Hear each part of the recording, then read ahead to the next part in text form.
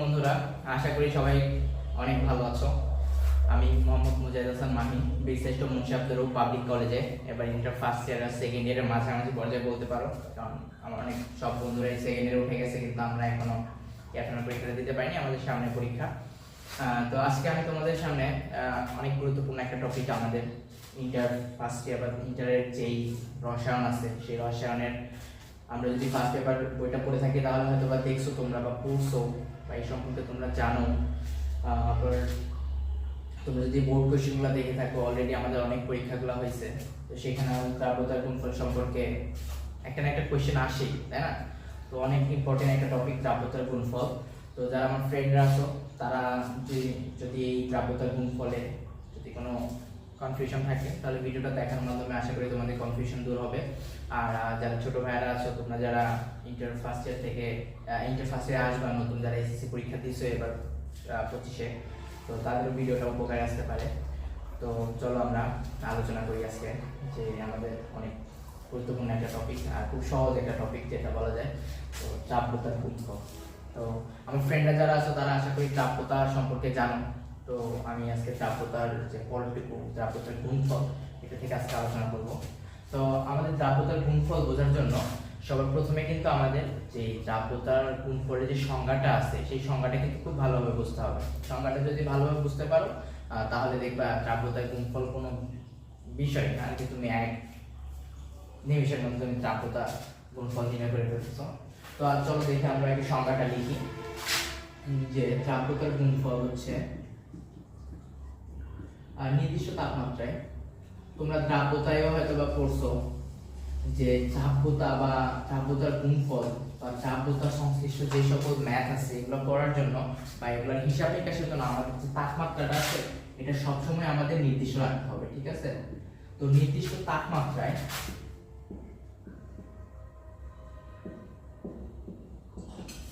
কোনো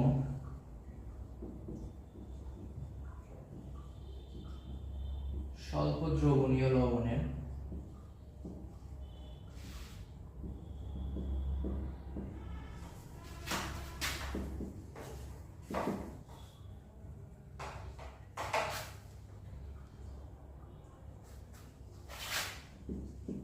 সম্পৃক্ত দ্রবণে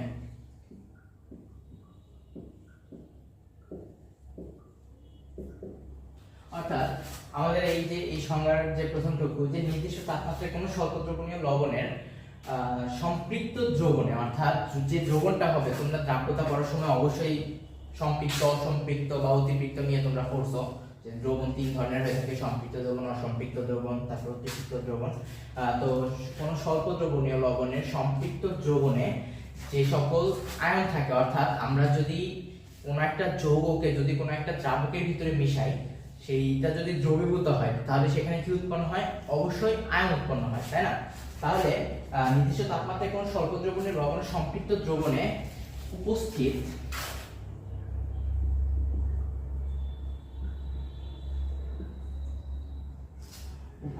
আয়ন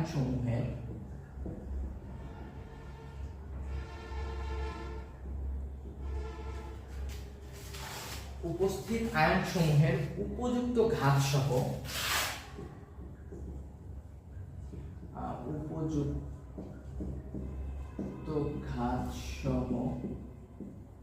মোলার ঘনমাত্রা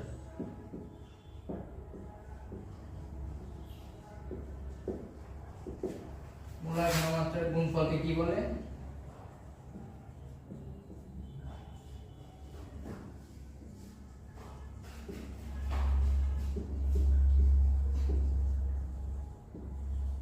দ্রাব্যতার গুণফল বলে। তো আশা করি তোমরা সংজ্ঞাটা বুঝছো, যে আমরা কি করব, যখন দ্রাব্যতার গুণফল নির্ণয় করব তখন আমাদেরকে অবশ্যই যে তাপমাত্রাটা আছে এটা নির্দিষ্ট রাখতে হবে। এই যে তাপমাত্রাটা, নির্দিষ্ট তাপমাত্রায় কোনো স্বল্প দ্রবণীয় লবণের সম্পৃক্ত দ্রবণে, অর্থাৎ যে আমরা যে লবণটা, আমরা অবশ্যই যেই যৌগ বা যে দ্রবণ নিয়ে আলোচনা করব সেই দ্রবণটা অবশ্যই একটা সম্পৃক্ত দ্রবণ হবে। আর সেই লবণটা কি হবে? সম্পৃক্ত দ্রবণের লবণটা হবে অবশ্যই স্বল্প দ্রবণীয়। সেই স্বল্প দ্রবণীয় লবণের সম্পৃক্ত দ্রবণে সম্পৃক্ত দ্রবণে উপস্থিত আয়ন সমূহ, অর্থাৎ আমরা আগেও বললাম যে যে সকল যৌগ পানিতে বা যেটাতে কোনো দ্রাবকে বা কোনো তরলে দ্রবীভূত হইলে সেটা অবশ্যই আয়নিত অবস্থায় থাকবে, যে সেটা আয়নিত যৌগ হয়। তো উপস্থিত আয়ন সমূহের উপযুক্ত ঘাত সহ, উপযুক্ত ঘাত জিনিসটা কি, এটা আমরা যখন গাণিতিক সূত্রগুলো যখন দেখবো তখন আমরা বলবো। আর সহ উপযুক্ত ঘাত সহ মোলার ঘনমাত্রার গুণফল, অর্থাৎ তোমরা যদি দ্রাব্যতা পড়ে থাকো তাহলে তোমরা অবশ্যই দেখবা যে এই যে দ্রাব্যতার গুণফল বা দ্রাব্যতা যেটা আছে এটা অবশ্যই আমাদের সেই যৌগটার বা সেই দ্রবণের মোলার ঘনমাত্রা, অর্থাৎ মোলারিটিতে যে ঘনমাত্রা থাকে, অর্থাৎ 0.1 মোলার বা 0.5 মোলার বা 1 মোলার। তো এই যে এরকম যে মোলার ঘনমাত্রার যে গুলো আছে, এগুলার যে অবশ্যই একটা দ্রবণে দুইটা আয়ন পাওয়া যাবে, অর্থাৎ একটা ক্যাটায়ন একটা অ্যানায়ন পাওয়া যাবে। সেই দুইটা ক্যাটায়নের সেই ক্যাটায়নের অ্যানায়নের যে মোলার ঘনমাত্রাটা আছে এটার গুণফলকে কি বলে? দ্রাব্যতার গুণফল বলে, তাই না? তো আশা করি তোমরা সংজ্ঞাটা বুঝছো। তো এবার আমরা দেখি গাণিতিক বিশ্লেষণে যাব।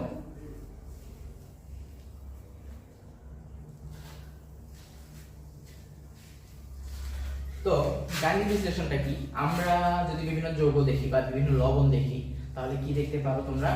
যে আমরা একটা লবণ দেখি আগে, যে AgCl, তাই না? তারপরে ক্যালসিয়াম ক্লোরাইড, তারপরে আছে তোমার দাঁড়াও তো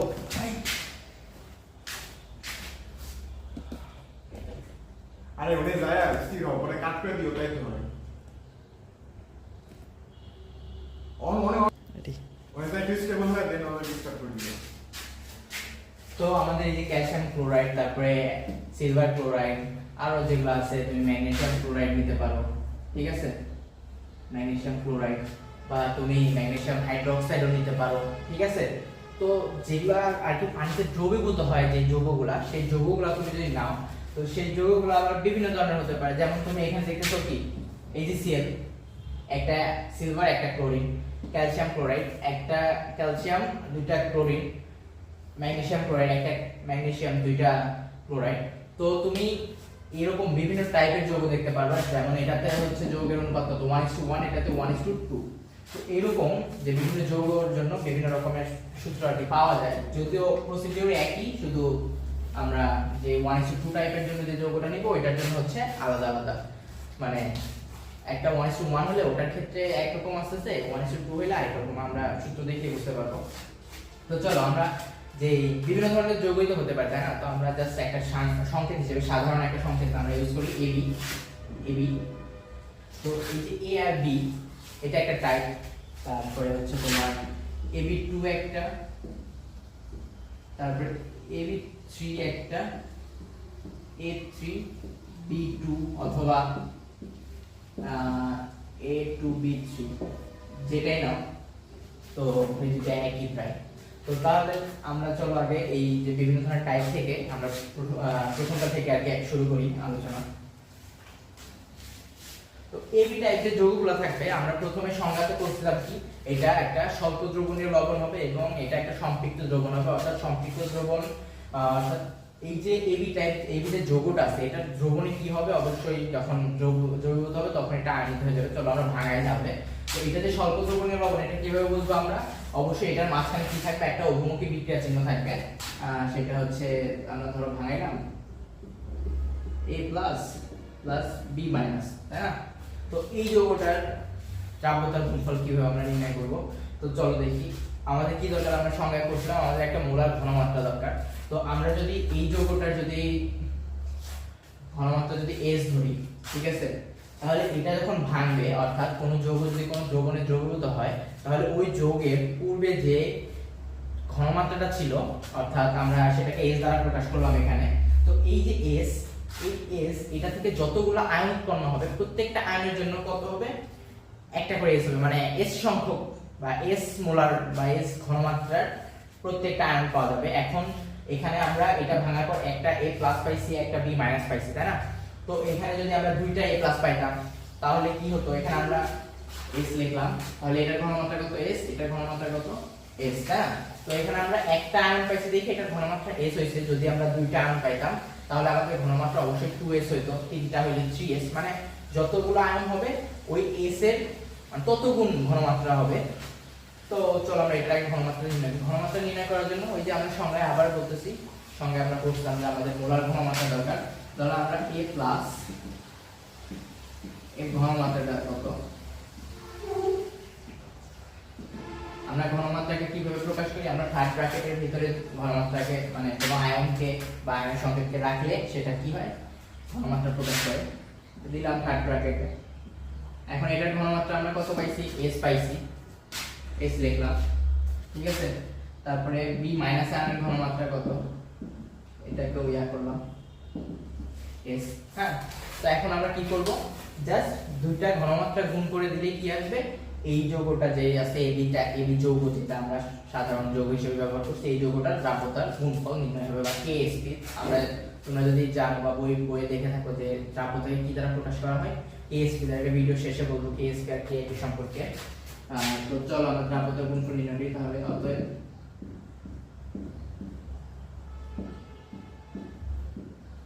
দ্রাব্যতার গুণফল কেএসপি কি আসবে, সরি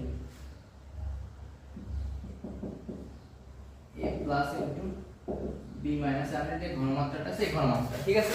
এখন শুধু এই যে আমরা যে ঘনমাত্রাটা পাইছি এই ঘনমাত্রাটা বসাই দিলে হয়ে যাবে s ইনটু s, ঠিক আছে, s স্কয়ার। এখন এই যে দ্রাব্যতার গুণফল, এটা আমরা ab যৌগটা যেটা আছে সেটার গুণফলের ক্ষেত্রে কি দেখলাম, আমরা ঘনমাত্রা নির্ণয় করলাম, নির্ণয় করে জাস্ট ঘনমাত্রাটা গুণ করে দিলাম দুইটার ঘনমাত্রা, তাহলে কি পাইলাম, যে কেএসপি পাইলাম। হ্যাঁ, কেএসপি মানে কি দ্রাব্যতার গুণফলটা পাইলাম কি s স্কয়ার। এখন তোমাদের এটা যদি গ নাম্বারের জন্য আসে এই কোশ্চেনটা, সেই ক্ষেত্রে তোমরা এভাবে যে লবণটাকে ভাঙাবা, আগে আয়নিত করবা, করার পরে যে ঘনমাত্রাটা পাবা তোমরা সেই ঘনমাত্রা নির্ণয় করবা, করে তারপরে তোমরা কেএসপি বা দ্রাব্যতার গুণফল নির্ণয় করবা। কিন্তু যদি তোমাদের এমসিকিউ তে আসে, যে এমসিকিউ তে তোমরা তো দেখ অবশ্যই আসবেই যে যৌগটার দ্রাব্যতার গুণফল কত, তো তোমরা যদি সেখানে দেখো যে যৌগটার যে ভিতরে যে পরমাণুগুলো বা মৌলগুলো আছে এটার অনুপাত যদি 1:1 হয়, আমরা প্রথমে বলছিলাম এটার অনুপাত কত 1:1, যে পরমাণুগুলো আছে, তো 1:1 যদি হয় যৌগটা, যেমন NaCl বলো বা আরো NaCl বলো বা যেটাই বলো, সেটা যদি 1:1 হয় তাহলে তোমরা চোখ বন্ধ করে কি করবা, ওইটা ধরো যে দেওয়া আছে কি যে 0.1 মোলার NaCl এর দ্রাব্যতার গুণফল কত, ঠিক আছে। তো 0.1 মোলার NaCl এর দ্রাব্যতার গুণফল কত যখন লিখবা তোমরা, তো এখন তোমরা দেখতেছো যে এটার অনুপাত কত 1:1, আর এটার একটা ঘনমাত্রা দেওয়া আছে যেটা আমরা এর দ্বারা প্রকাশ করছিলাম, ঠিক আছে। তো ঘনমাত্রা দেওয়া আছে এর দ্বারা প্রকাশ করছিলাম, এখন আমরা এটার যে দ্রাব্যতার গুণফল সেটা আমরা কি পাইছি, s স্কয়ার পাইছি, তাই না। তাহলে AgCl এর KSP আমরা সরাসরি এভাবে লিখে দিব, AgCl এর KSP কত, s স্কয়ার। হ্যাঁ, তাহলে s স্কয়ার থেকে আমরা কি বসাবো, আমরা জানি কি s কি, এই যে AgCl আছে এটার ঘনমাত্রা s, তাই না। তাহলে আমরা ডাইরেক্ট এখানে 0.1 স্কয়ার বসাই দিব, তাহলে কত আসে 0.01, ঠিক আছে। তো এটাকে এমসিকিউ শর্টকাট তোমরা শর্টকাট হিসেবে লিখে রাখতে পারো যে এই যে এবি টাইপ যে যৌগগুলো আছে, অর্থাৎ এবি টাইপ যে যৌগগুলো আছে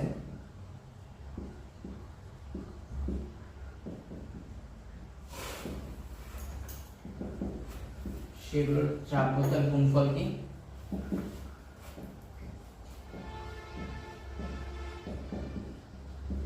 KSP = s স্কয়ার, ঠিক আছে। এটা এমসিকিউ, তোমরা চোখ বন্ধ করে s এর জায়গায় যে এটা ঘনমাত্রা দেওয়া আছে এটা বসাই দিবা, যে দ্রাব্যতার গুণফল নির্ণয় হয়ে যাবে, ঠিক আছে। আশা করি তোমরা এই টাইপটা বুঝছো, এবি টাইপ। এরপর আমরা যেটাই যাব,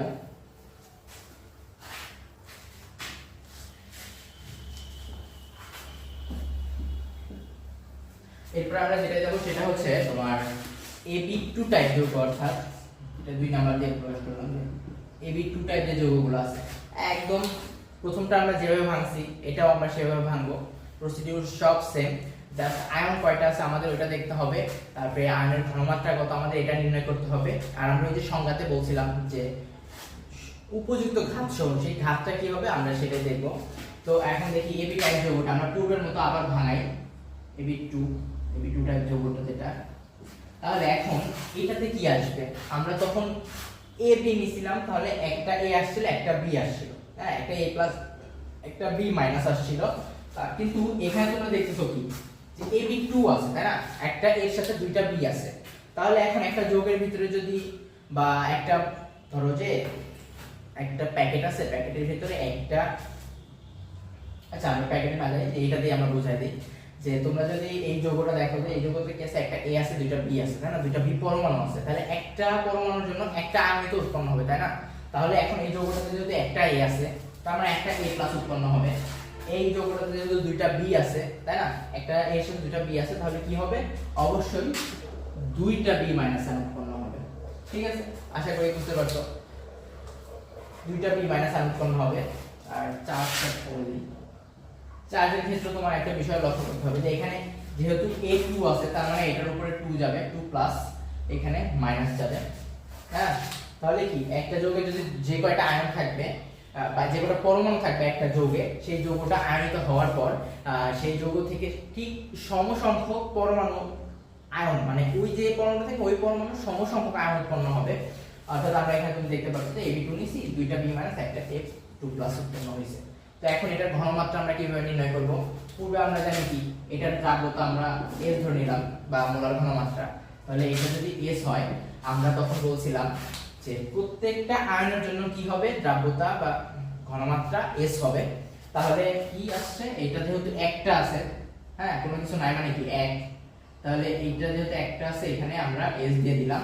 ঠিক আছে, এখন এখানে দুইটা বি মাইনাস আছে, আমরা বলছিলাম যে কয়টা আয়ন হবে সেই কয়টা S হবে বা ঘনমাত্রা হবে বা তত গুণ ঘনমাত্রা হবে, তাহলে এখন আমরা A2 এর ঘনমাত্রাটা নির্ণয় করি।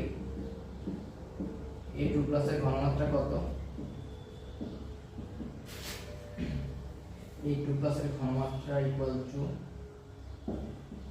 A2 কে আমরা ইয়া দিয়ে দিব, শার্ট ব্র্যাকেটে দিলে ঘনমাত্রা আসবে, আর B মাইনাস এর ঘনমাত্রা কত আসবে, B মাইনাস, এখানে অনেকে একটা ভুল করে কি এই যে 2B মাইনাস আছে দেখেন থার্ড ব্র্যাকেটের ভিতরে 2B মাইনাস দিয়ে দেয়, এখানে থার্ড ব্র্যাকেটের ভিতরে 2B মাইনাস দেওয়ার কোনো দরকার নেই, জাস্ট B মাইনাস দিলেই এটা বোঝায় যে এটা আসলে B মাইনাস এর ঘনমাত্রা।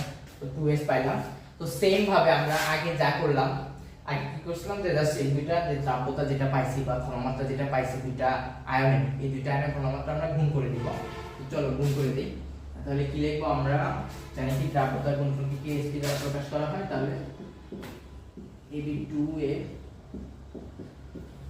KSP ইকুয়াল টু বা হ্যাঁ KSP ইকুয়াল টু কি আসবে, তোমরা দেখতে পাচ্ছো A2 প্লাস একটা আয়ন আছে, A2 প্লাস একটা আয়ন A2 B মাইনাস একটা আয়ন।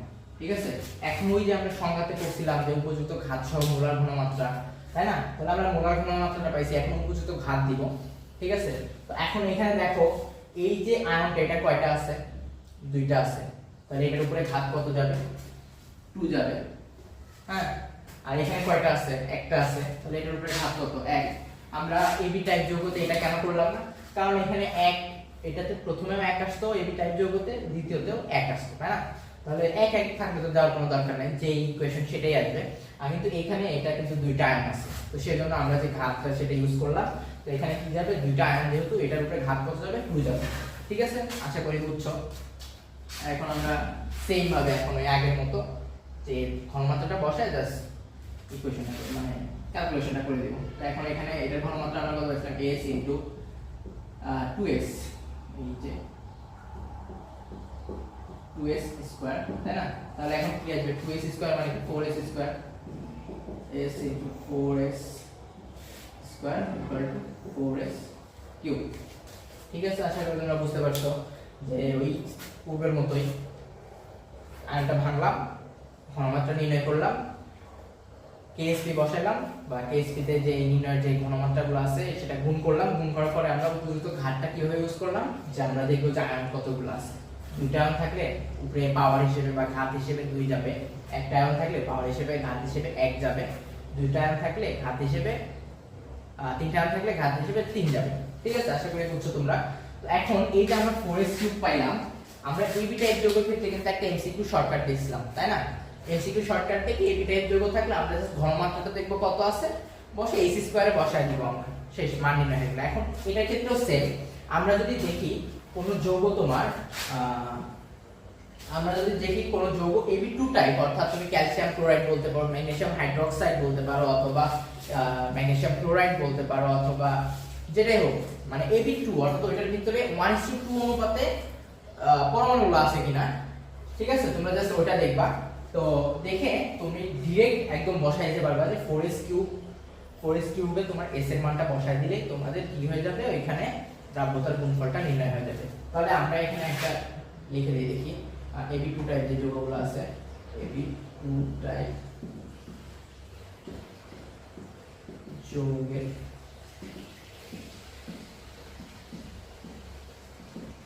দ্রাব্যতার গুণফল K=4s, ঠিক আছে? তো এটা তুমি এমসিকিউ এর ক্ষেত্রে ইউজ করবা, আর এটা যখন তোমাকে গ নাম্বার অথবা ঘ নাম্বারে দিবে তখন তুমি এটা ইউজ করবা, ঠিক আছে? আশা করি বুঝতে পারছো। তো এখন আমরা হচ্ছে Ab3 যেটা আছে, অর্থাৎ এই সবগুলা তুমি একভাবে করতে পারবা, ঠিক আছে? একভাবে কিভাবে, তুমি জাস্ট যে মোলার ঘনমাত্রার যে ঘাতটা, উপযুক্ত ঘাতটা, এটা যদি তুমি বুঝে থাকো যে কোনটার ঘাত কত হবে, যে কোনটাতে পরমাণু সংখ্যা বা আয়ন সংখ্যা কত আছে, তুমি সেই আয়ন সংখ্যা অনুযায়ী জাস্ট ঘাতটা বসায় যাবা, s এর মানটা বসাবা, ব্যাস ঘনমাত্রা বা মোলার ঘনমাত্রার গুণফলটা নির্ণয় করবা, ব্যাস তোমার দ্রাব্যতার গুণফল নির্ণয় হয়ে যাবে। তো Ab3 টাইপের ক্ষেত্রে যেটা হবে, সেম ভাবে আগের মতো তুমি ভাঙবে, এটার ঘনমাত্রা দিলাম আমরা s, তাহলে Ab3 যদি তুমি ভাঙো তাহলে এটার ঘনমাত্রা কত আসবে, A3+, কারণ এখানে যেহেতু নিচে এটা 3 আছে, এটা এটার উপরে চার্জ হিসেবে যাবে, প্লাস 3b-, ঠিক আছে? এখানে 1 আছে, তাহলে ওটার উপরে চার্জ হিসেবে 1 গেছে। সেম ভাবে এটার ঘনমাত্রা কত, s, এটার ঘনমাত্রা কত আসবে, একটা আয়ন যেহেতু s, আমরা আগে বলছিলাম যে এখানে যতগুলা পরমাণু থাকবে এটা আয়নিত হওয়ার পর সমসংখ্যক আয়ন উৎপন্ন হবে, আর সমসংখ্যক আয়ন কত, 3b-, তাহলে একটা আয়নের জন্য ঘনমাত্রা যদি s হয় তাহলে তিনটা আয়নের জন্য ঘনমাত্রা কত হবে, অবশ্যই 3s হবে, তাই না? 3s লিখলাম আমরা। এখন আমরা দ্রাব্যতার গুণফল ওই যে আগের মতো A3+ এর ঘনমাত্রা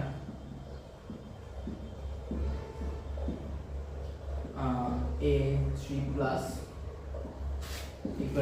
s, b- এর ঘনমাত্রা b-, এইটা আবার বলতেছি যে এখানে 3b- আছে দেখে আমাকে যে ঘনমাত্রাতে 3b- দেখাতে হবে এমন কিন্তু না, জাস্ট b- টা দেখা, মানে থার্ড ব্র্যাকেটে b- টা রাখো, তাহলে বোঝা যাবে যেটা আসলে b- আর এর ঘনমাত্রা বোঝাচ্ছে বা 3b- আর এর ঘনমাত্রা বোঝাচ্ছে, সেটা কত হবে, অবশ্যই 3s হবে, কারণ তিনটা s ছিল। তাহলে এখন কি করব আমরা, Ab3 এর KSB, Ab3 এর KSB কি আসবে, ওই যে পূর্বের মতো আমরা যেটা আয়নের দিয়ে গুণ করে দিব, 3+ ইনটু b- গুণ করার পর এটার উপরে যে উপযুক্ত ঘাত, আমরা আয়ন সংখ্যা কত আছে, এখানে 3 আছে, তাই না? তো এখন এই তিনটা কি যাবে, এর উপরে ঘাত হিসেবে যাবে, কিউব দিলাম, আর এখানে কত 1 যেহেতু, সেহেতু আমরা এখানে 1 দিলাম, 1 দিলেও যা, না দিলেও তাই, তাই না? তো আমরা এখন এই যে পূর্বের মতো আমরা s বসাইলাম, এটার ঘনমাত্রা কত পাইছি আমরা, s, তাই না? তারপরে গুণ করলাম আমরা, এটার ঘনমাত্রা 3s পাইছিলাম, 3s বসায় দিলাম, কিউবটা দিয়ে দিলাম, ব্যাস।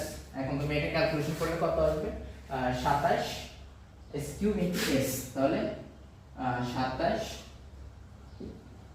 s⁴, ঠিক আছে? এই যে আমরা দ্রাব্যতার গুণফল পাই গেলাম। সেম ভাবে আমরা এখানে কি করছিলাম, যে Ab2 টাইপ যে যৌগটা আছে, এই যৌগটা KSP কি আসছে, 4s³ আসছে।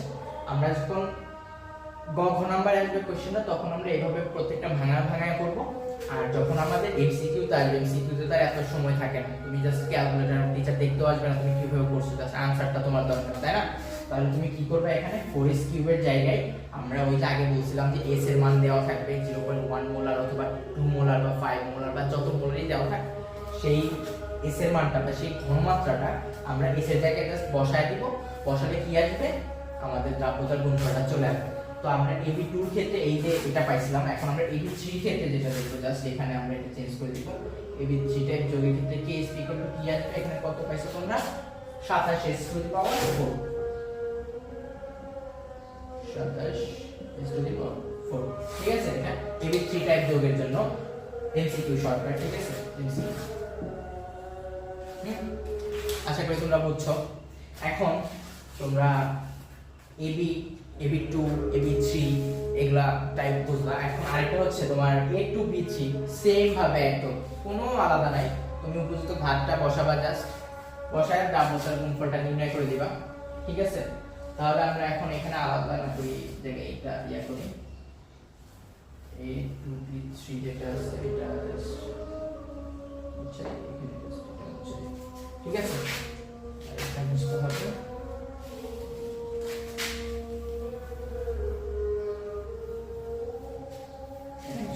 তো AB এবার আমরা কি করে কাজ করব, A2 B3 অথবা A3 B2 যেটাই নাও তুমি, একটা নিলেই হলো। দুটার লাস্টে যা যাবে দুটার দ্রাব্যতার গুণফল একই আসবে, ঠিক আছে। তো এখন আমরা A2 B3 নিয়ে দেখি কাজ করি। তাহলে A2 B3 এর ঘনমাত্রা আমরা কত ধরবো, S ধরবো সব ক্ষেত্রে, কারণ S এর মান ভ্যারিয়েবল, তুমি যেটাই ধরো যে কোনো মান দেওয়া থাকতে পারে S এর। তাহলে এখানে A2 B3 নিলাম, ঠিক আছে। তাহলে A2 B3 নেওয়ার পরে কি হবে, এটা আমরা ওই যে পূর্বে বললাম যে একটা যৌগের ভিতরে যতগুলো পরমাণু থাকবে সেটা আয়নিত হওয়ার পর ঠিক সমসংখ্যক আয়ন উৎপন্ন হবে। তাহলে এখানে কত কয়টা, দুইটা পরমাণু আছে, A পরমাণু দুইটা আছে, তাহলে এখানে কত হলো 2s হলো, B তিনটা আছে, 3s 3b হলো। এখন B মাইনাস এর যে চার্জটা বা B এর যে চার্জটা সেটা কত আসবে, আমরা আগে এখানে 1 ছিল দেখে ওখানে মাইনাস বা -1 লিখছি, এখন এখানে 2 আছে, তাহলে আমরা 2 মাইনাস লিখব, ঠিক আছে। তো 2 মাইনাস লেখার পরে এখন এটার ঘনমাত্রা কত আসছে, আমরা এই যে বলছিলাম প্রত্যেকটা আয়নের জন্য ঘনমাত্রা কত হবে, S হবে। তাহলে তিনটা আয়ন উৎপন্ন হয়েছে 3s, দুইটা আয়ন উৎপন্ন হয়েছে 2s বাস, ঠিক আছে। তো এইভাবে তোমার যতগুলো আয়ন হবে প্রত্যেকটা আয়নের জন্য ঘনমাত্রা কত হবে, S হবে। তাহলে এখন আমরা H3+ আয়নের ঘনমাত্রা কত লিখব, যেটা পাইছি 2s, B3 এর বা 2 এর ঘনমাত্রা কত হবে 3s, কারণ তিনটা B2 আছে, তাই না। পূর্বের মতো KSP আমরা নির্ণয় করব, KSP কত, A3+ ইনটু B2 হ্যাঁ। এখন এই যে তোমাদের যেটা আগেও বলছি এখন আবার বলতেছি, সেটা কি আমাদের উপযুক্ত ঘাত যেটা আছে এটা সঠিকভাবে বসাতে হবে, অন্যথায় কি আসবে আমাদের ম্যাথের পুরো ক্যালকুলেশন ভুল আসবে। তো এখন কি এখানে আমরা এখানে কত আছে, 2 আছে, আমরা বলছিলাম যে আয়নের আগে যে সহগটা থাকবে অথবা আয়ন কতগুলো আয়ন আছে এইটার যে সংখ্যাটা যেটা বোঝায়, অর্থাৎ এখানে দুইটা A2 3+ আছে, তাহলে এটার উপরে ঘাত কত যাবে, 2 যাবে, নিলাম আমরা 2। এটার আয়ন সংখ্যা কত, 3, মানে আয়নের আগে সহগ কত আছে, 3 আছে, তাহলে এটার ঘাত কত যাবে, 3 বা কিউব যেটাই বলি সেটা যাবে, ঠিক আছে। এখন এটা রয়েছে পূর্বের মতো, আমরা এটা কত 2s square into 3s cube, হ্যাঁ। এখন তুমি এই ক্যালকুলেশন করে দাও, এটা কত আসবে ক্যালকুলেশন করলে, 2s কিউব 4s স্কয়ার আর হচ্ছে 3s কিউব ইনটু মানে 27s কিউব, তাহলে 27 আর হচ্ছে 4 গুণ করলে কত হয় 27, 108 s to the power 5, 108 s to the power 5, ঠিক আছে। 27 108 s to the power 5 আসলো, ঠিক আছে।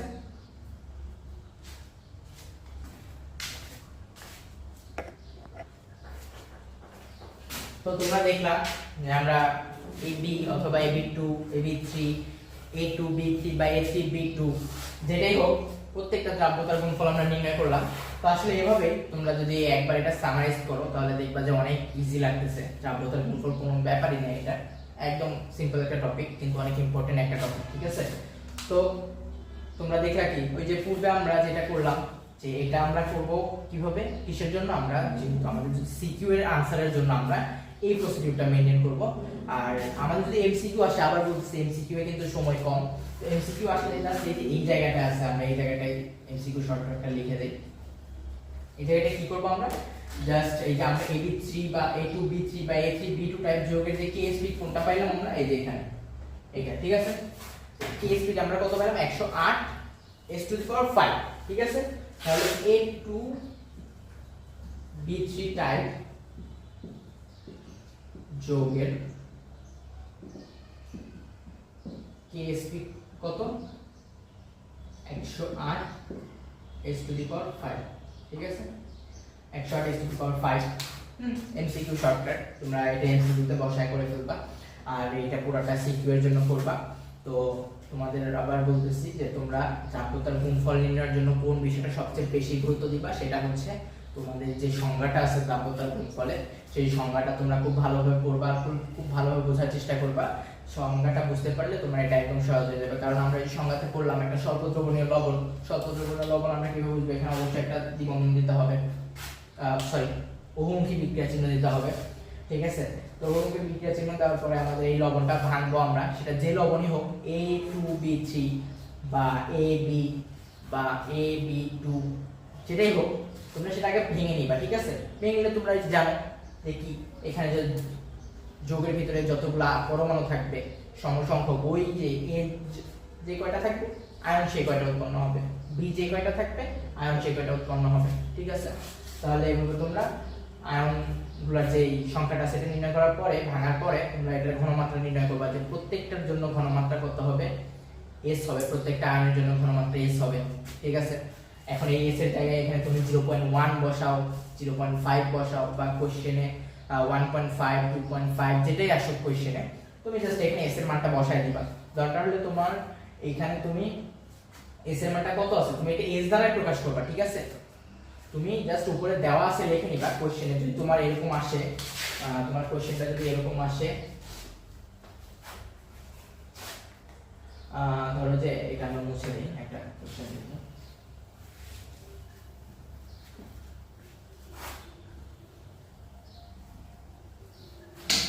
আমরা একটা যৌগ নিব, কি আমরা অ্যালুমিনিয়াম ক্লোরাইড নিলাম, আমরা বললাম যে 0.5 মোলার AlCl3 এর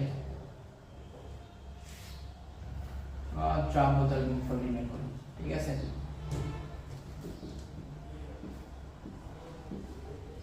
দ্রাব্যতার গুণফল নির্ণয় করো, ঠিক আছে। এখন এটা দ্রাব্যতার গুণফল কিভাবে আমরা নির্ণয় করব, যে আমরা প্রথমে যেভাবে বলছিলাম যে আমরা অ্যালুমিনিয়াম ক্লোরাইডটাকে ভাঙবো, AlCl3, ঠিক আছে। ভাঙি আমরা A3 প্লাস Cl মাইনাস, হ্যাঁ।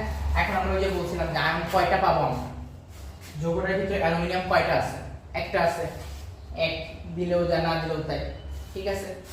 ক্লোরিন কয়টা আছে, ক্লোরিন 3টা আছে, তাহলে কয়টা ক্লোরিন মাইনাস আয়ন উৎপন্ন হবে, 3টা ক্লোরিন মাইনাস আয়ন উৎপন্ন হবে, হইলো, ঠিক আছে। 3টা ক্লোরিন মাইনাস আয়ন উৎপন্ন হলো। এখন দ্রাব্যতা বা ঘনমাত্রা কত হবে, এখানে ঘনমাত্রা কত দেওয়া আছে, 0.5, হ্যাঁ 0.5, তাহলে তোমরা এখানে 0.5 লিখবা।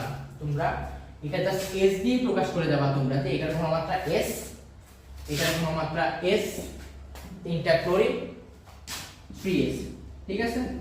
এখন তোমরা কি করবা, A3+ এর ঘনমাত্রাটা, A3+ aluminium, sorry A3+ aluminium হবে, অ্যালুমিনিয়াম 3+ এর ঘনমাত্রা কত, আমরা থার্ড ব্র্যাকেটে জাস্ট দেখাই দিলাম, ঠিক আছে। A3+ ইকুয়াল টু কত, s, তারপরে b, সরি b না, a b করতে করতে আসলে b আসে যাচ্ছে বারবার, Cl মাইনাস এর ঘনমাত্রা কত, 3s, ঠিক আছে। এখন AlCl3 এর KSP ইকুয়াল টু, তোমরা এই যে আমরা আগে যেভাবে দেখলাম, দরকার এভাবে সেম এই করে যাবা, প্রসিডিউর মেইনটেইন করে যাবা, সেম ভাবে s দ্বারা প্রকাশ করবা, ঠিক আছে। সেই s টা এখানে বসায় দিবা, তোমরা এখানে মানে দ্রাব্যতাটা বসায় দিবা বা ঘনমাত্রাটা, যেটা অ্যালুমিনিয়াম 3+ ইনটু ক্লোরিন মাইনাস। এখন ওই যে আমরা আগে যেভাবে করলাম যে তোমার উপযুক্ত ঘাত কত হবে, এখানে ক্লোরিনের আগে কত আছে, 3 আছে, আমরা কিউব দিয়ে দিলাম, ঠিক আছে। আর অ্যালুমিনিয়াম এর কত আছে 1 দিলেও যায় না দিলেও তাই। হ্যাঁ, তুমি এখানে SS লিখে নিবা আগে, S * S3, ঠিক আছে। S * S3 লেখার পরে কি হবে, এখানে কি আসছে, সরি S না, এটা ঘনমাত্রা কত 3s3, ঠিক আছে। 3s3 লিখলো, তুমি এখানে কত আসলো তাহলে 27s⁴, ঠিক আছে। তুমি এতটুকু প্রত্যেকটা ম্যাথের ক্ষেত্রে তুমি এভাবেই আসবা দরকার হলে। আসার পরে তুমি জানো কি s মানে কি ঘনমাত্রা, এখানে ঘনমাত্রা কত দেওয়া আছে 0.5, ঠিক আছে। তাহলে তুমি জাস্ট 0.5 টা এখানে লিখে নিবা, 27 0.5 এখানে তুমি থার্ড ব্র্যাকেটে লিখে নিবা কি, যেহেতু s = 0.5 মোলার, ঠিক আছে। আশা করি বুঝতে পারছো। চেক করার পরে তুমি জাস্ট ক্যালকুলেটরের মানটা বসায় দিবা, ব্যাস হয়ে যাবে। তো আশা করি তোমরা বুঝতে পারছো যে দ্রব্যতার গুণফলটা আমরা কিভাবে নির্ণয় করব। তো আজকের জন্য এতটুকুই। ভিডিওটা যদি ভালো লাগে তাহলে অবশ্যই লাইক, কমেন্ট, শেয়ার যেটাই বলি করে দিও যদি ভালো লাগে, তাহলে না লাগলে দরকার নেই। আর যদি কোনো ভুল ত্রুটি হয়, অবশ্যই আমি স্টুডেন্ট, যেহেতু তোমরা স্টুডেন্ট, তো অনেকে নেগেটিভ মাইন্ডে নেয়। তো যাই হোক, ভুল ত্রুটি ক্ষমাসুলভ দৃষ্টিতে দেখবা। আজকের মতো এতটুকুই। পরবর্তী ভিডিওতে আরও হয়তো বা ভিডিও নিয়ে আসার চেষ্টা করবো, ছোটো ছোটো টপিকগুলো, এত বড় টপিক নিয়ে আসবো না, এটা একটু বেশি বড় হয়ে গেছে যদিও। তো আমার ফ্রেন্ডরা যারা আছে তারাও তোমাদের কোনো না কোনো ভিডিও দিয়ে হেল্প করার চেষ্টা করবে, ফিজিক্স বলো, ম্যাথ বলো, বায়োলজি বলো, যেটাই বলো, ভিডিও দিয়ে হেল্প করার চেষ্টা করবে। আশা করি ভিডিওগুলো সবার ভালো লাগবে। এতটুকু।